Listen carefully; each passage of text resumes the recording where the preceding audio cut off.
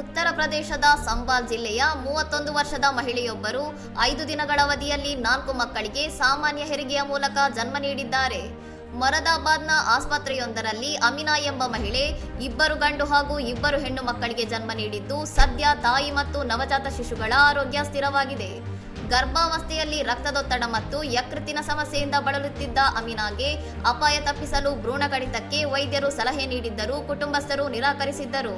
ಮೇ 8ರಂದು ಹೆರಿಗೆ ನೋವು ಕಾಣಿಸಿಕೊಂಡು ಮೇ 9ರಂದು ಮೊದಲ ಗಂಡು ಮಗುವಿಗೆ ಜನ್ಮ ನೀಡಿದ ಬಳಿಕ ವೈದ್ಯರು ಉಳಿದ ಹೆರಿಗೆಗಳನ್ನು 5 ದಿನಗಳ ಕಾಲ ವಿಳಂಬಗೊಳಿಸುವಲ್ಲಿ ಯಶಸ್ವಿಯಾಗಿದ್ದರು. ಮೇ 14ರಂದು ಮಹಿಳೆಗೆ ಮತ್ತೆ ಹೆರಿಗೆ ನೋವು ಕಾಣಿಸಿಕೊಂಡಿದ್ದು, ಆಸ್ಪತ್ರೆಯಲ್ಲಿ ಉಳಿದ 2 ಹೆಣ್ಣು ಮತ್ತು 1 ಗಂಡು ಮಗುವಿಗೆ ಯಶಸ್ವಿಯಾಗಿ ಜನ್ಮ ನೀಡಿದ್ದಾರೆ.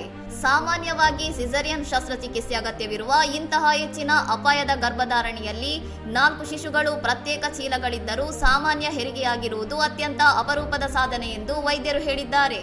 ಇನ್ನಷ್ಟು ಸುದ್ದಿಗಳಿಗಾಗಿ ನೋಡ್ತಾ ಇರಿ ಸೌರಂ ಟಿವಿ.